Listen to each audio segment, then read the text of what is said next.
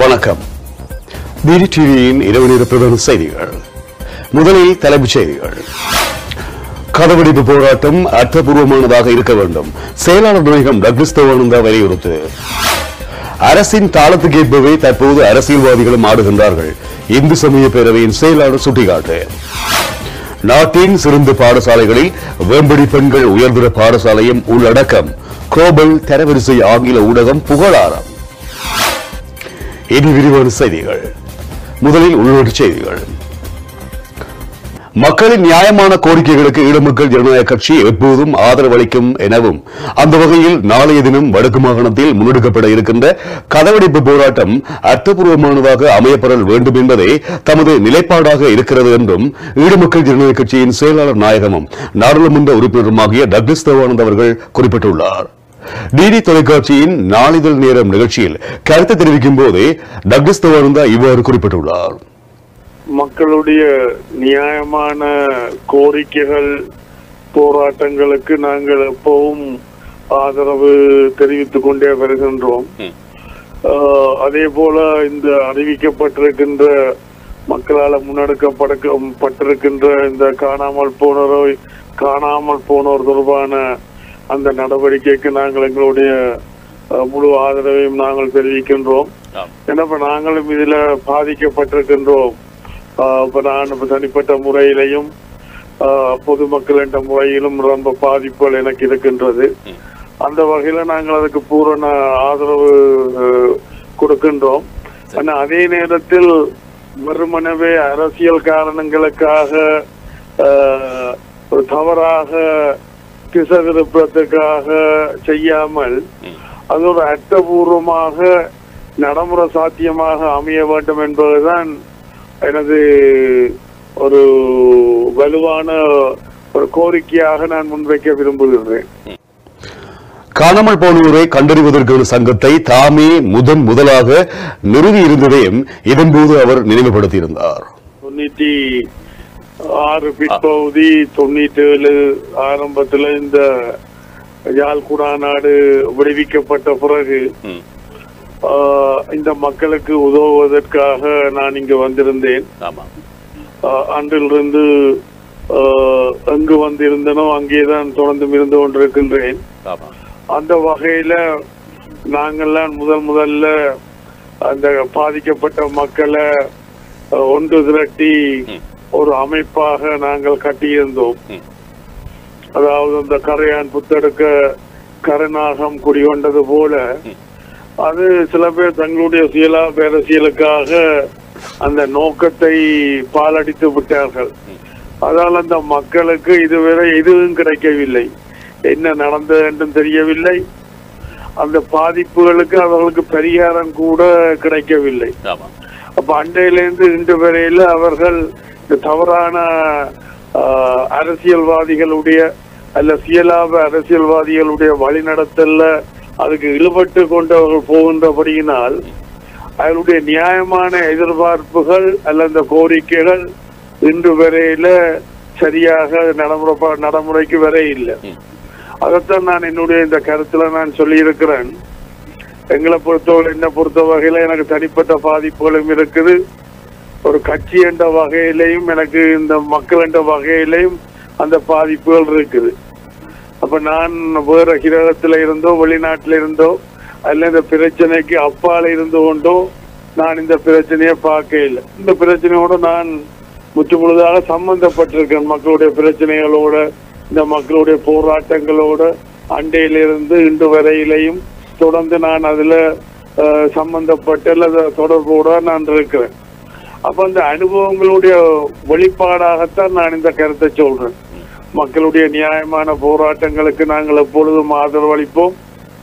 அதே நேரத்தில் அது ஒரு நடைமுறை சாத்தியமாக அது வெற்றியளிக்கக்கூடிய வகையில் அமைய வேணும். அப்படி சுயலாப அரசியல்வாதிகள் அதை தங்கராய்க்கு எடுப்பிடமாக இருந்தால் கடந்த காலத்தில் என்ன நடந்ததோ அதுதான் நிகழ்காலத்திலையும் எதிர்காலத்திலையும் நடக்கும். சரியானவர்களுடைய கைக்கு இது போகுமாக இருந்தால் அது நாளைக்கு அந்த மக்களுடைய நியாயமான கோரிக்கைகள் வெற்றியை நோக்கித்தான் போகும் என்பதையும் நான் இந்த சந்தர்ப்பத்தில் சொல்ல விரும்புகிறேன்.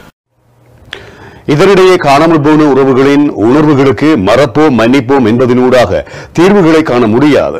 அதற்கான வழிவகைகளை அதிகாரங்களை தம்மிடம் கொண்டுள்ள தமிழ் அரசியல் தரப்பினர் சந்தர்ப்பங்கள் கிடைக்கும் போது முயற்சித்திருக்க வேண்டும்.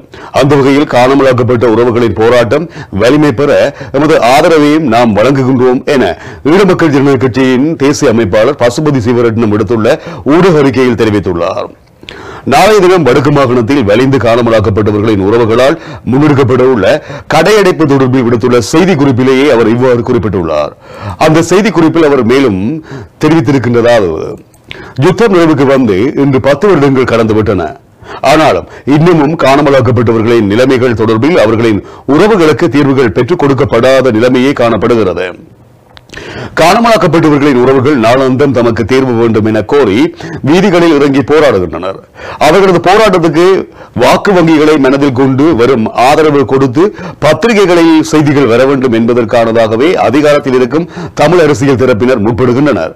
ஆனால் அவர்களை கண்டறியவோ அல்லது அதற்கான வழிமுறைகளையோ அன்றி பொறிமுறைகளையோ வகுக்காமல் வெறும் அறிக்கையினூடாக காணாமல் போனவர்களின் உறவுகளுக்கு தீர்வை பெற்றுக் கொடுக்க அவர்கள் ஒருபோதும் முயற்சிக்கவில்லை. ஏன் அரசியல் கைதிகளை கூட விடுவிப்பதில் அக்கறை காட்டவில்லை. அண்மையில் நாட்டில் ஏற்பட்ட அரசியல் குழப்ப நிலைமையின் போது தமிழ் தேசிய கூட்டமைப்பினருக்கு தமிழ் மக்களின் பிரச்சனைகளுக்கான தீர்வுகளை பெற்றுக் கொடுக்க சிறந்ததொரு சந்தர்ப்பம் கிடைத்தது.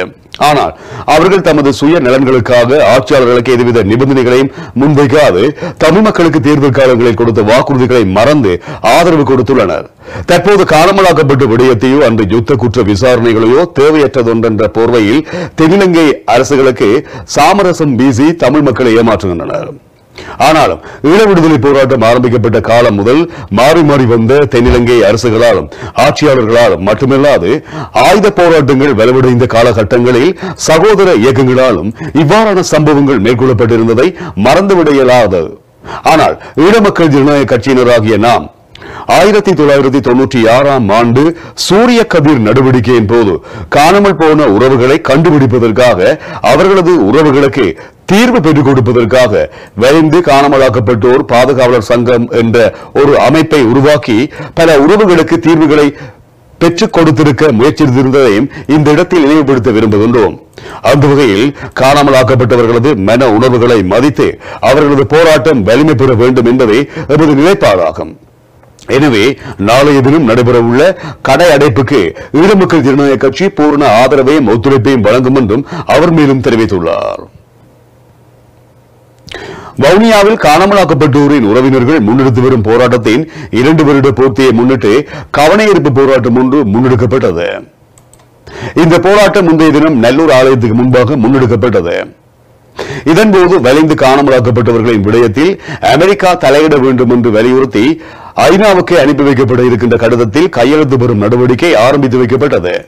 அதற்கமைய வடக்கு கிழக்கில் இருக்கின்ற 3 லட்சம் பேரிடம் கையெழுத்துக்கள் பெறப்பட உள்ளன.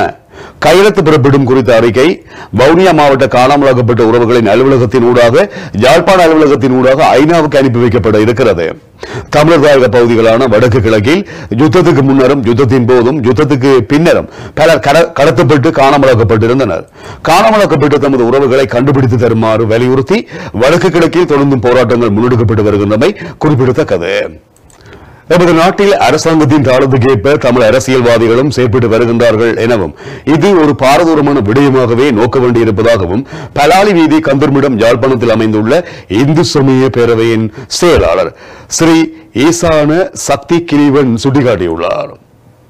யாழ்ப்பாணம் இந்து சமய பேரவையின் ஏற்பாட்டில் அரசியல் தலைவர்கள் பங்கு கொள்ளும் இந்துக்களுக்கான குறைகள் அரங்கு நிகழ்வில் இன்றைய தினம் கலந்து கொண்டு உரையாற்றும் போதே அவர் இவ்வாறு குறிப்பிட்டுள்ளார். இந்தியாவிலே அல்லது வேறு இடங்களிலே வேறு சமயங்களிலே தான் சமய தலைவர்கள் மிகவும் உறுதி பெற்றவர்களாக இருக்கின்றார்கள். எங்களுடைய நாட்டிலே அல்லது யாழ்ப்பாணம் அல்லது வடக்கு கிழக்கிலே அப்படியான ஒரு ஏற்பாடு இருப்பதாக என்னால் நிறைவாக கூற முடியாது. இந்துக்களை பொறுத்தவரையில் அந்த குறையை நிறைவு செய்வதற்காக நாங்கள் அனைவரும் இணைந்து இந்து சமய பேரவையை நாங்கள் அமைத்து அதை நடாத்தி வருகின்றோம். அதனுடைய நோக்கம் ஏதாவது ஒரு அரசியல்வாதிக்கு ஆதரவு செலுத்துவதென்றோ அல்லது ஒரு அரசியல்வாதிகளை எதிர்க்கின்ற நோக்கிலேயோ அந்த இந்த அமைப்பு செயற்படுவதும் இல்லை, செயற்பட போவதும் இல்லை.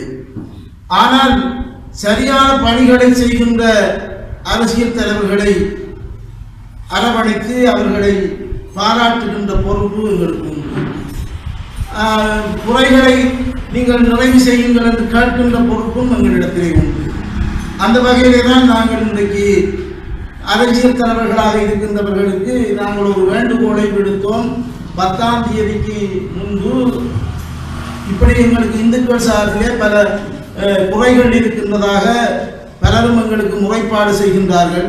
கடிதம் மூலம், தொலைபேசி மூலம், வெளிநாடுகளில் இருந்து கூட எங்களுக்கு முறைப்பாடுகளை சொல்லுகின்றார்கள். இந்துக்கள் இந்த நாட்டிலே அநாதைகளாக இருக்கின்றார்கள் என்று சொல்லுகின்றார்கள்.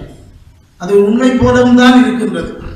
பௌத்த மதத்தை பொறுத்தவரையில பௌத்த மத தலைவர்கள் மிக துணிவாக செயற்படுகின்றார்கள். அதற்கு பௌத்த மத தலைவர்கள் இந்த 2 அரசாங்கங்களும் ஐக்கிய தேசிய கட்சியினுடைய ஆட்சியிலே இருக்கின்ற அரசாங்கமும் சரி, அல்லது ஸ்ரீலங்கா சுதந்திர கட்சியை இணைத்திருக்கின்ற அரசாங்கம் என்றாலும் சரி, அவர்கள் பௌத்த மத தலைவர்களுக்கு அவர்கள் காலையை தொட்டு கும்பிடுவார்கள். அது காலையை தொட்டு கும்பிடுவது மட்டுமல்ல, அவர்களுக்கு என்ன தேவையோ அதை செய்து கொடுப்பார்கள். அவர்கள் சொல்லுகின்றபடி நடப்பார்கள். இங்கே மாறுபாடாக இருக்கிறது. அரசியல்வாதிகளுடைய கருத்துக்கு ஏற்ப தாளம் போட்டு ஆடுகின்றவர்களாக எங்களுடைய இந்து மதத்திலே இருக்கின்ற தலைவர்கள் இருக்கின்ற ஒரு குறைபாட்டை நான் சொல்லுவது மிகவும் சொல்ல வேண்டும். அது ஒரு புறம் இருக்க, அரசியல் தலைவர்கள் இந்து மதத்தை பொறுத்தவரையில எப்படி செயல்படுகின்றார்கள் அல்லது எப்படி உதவுகின்றார்கள் அல்லது இது என்ன மாதிரி அவர்களை அணுகிக் கொள்ளுகின்றார்கள் என்ற ஒரு பிரச்சனையும் இருக்கின்றது. இதனைத் தொடர்ந்து போதிய அளவு அரசியல் பலம் நமக்கு இருந்தால் நமது மக்கள் எதிர்கொள்ளும் அனைத்து விதமான பிரச்சனைகளுக்கும் எம்மால் நிச்சயம் உரிய தீர்வுகளை காண முடியும் என ஈழ மக்கள் ஜனநாயக கட்சியின் செயலாளர் நாயகமும் நாடாளுமன்ற உறுப்பினருமாகிய டக்ளஸ் தேவானந்தா தெரிவித்துள்ளார். போராட்டம் தோல்வியடைந்தது என்று சொன்னால், ஏன் போராட்டம் தோல்வியடைந்தது என்று சொன்னால் தமிழ் மக்கள் தோல்வியடைந்ததாக நான் கருதேன். தவறான வழிமுறைகள், அது ஜனநாயக வழிமுறையாக இருக்கலாம் அல்லது வழிமுறையாக கூட இருக்கலாம். தவறான வழிமுறைகள்லாம் தோல்வி கண்டது. உங்களுக்கு தெரியும், எனக்கு ஒரு 15-20 வருஷத்துக்கு மேல ஆயுத போராட்டத்தினுடைய முன்னனுபவம் இருக்குது. ஒரு 25-30 வருஷத்துக்கு மேல தேசிய நீரோட்டத்தில் கலந்து கொண்ட நாடாளுமன்ற அனுபவங்கள் இருக்குது. இந்த அனுபவங்களுக்கு கூடாக எங்களுடைய பிரச்சனைகளை, எங்களோட மக்கள் எதிர்கொள்ளுகின்ற பிரச்சனைகளை இலகுவாக தீர்க்கலாம் என்று நான் நம்புறேன். ஆனால் துரவசமாக எனக்கு போதிய மக்கள் பலம் இல்லை என்றது வேறு. எனக்கு போதிய அளவுக்கு மக்கள் பலம் இருக்குமா இருந்தால் நான் எங்களுடைய மக்கள் எதிர்கொள்ளுகின்ற பிரச்சனைகள், அது அன்றாட பிரச்சனைகளாக இருக்கலாம், அபிவிருத்தியாக இருக்கலாம், அல்லது அரசியல் பிரச்சனையாக இருக்கலாம், அதை என்னால இலகுவாக தீர்க்கலாம் என்று நான் நம்புறேன். ஆனால் துரவசமாக எனக்கு போதிய மக்கள் பலம் இல்லை. அப்ப இருக்கிறத பாதுகாத்து கொண்டு ரத்தம் சிந்தாமல், இதுல சிவஸ்ரீ சக்தி கிரீவன் சொன்னார், இளைஞர்கள் தூண்டப்படுகிறோம் என்று சொல்லி, அது உண்மைதான். அப்ப இருக்கிறத பாதுகாத்து கொண்டு ரத்தம் சிந்தாமல், இடம்பெயராமல்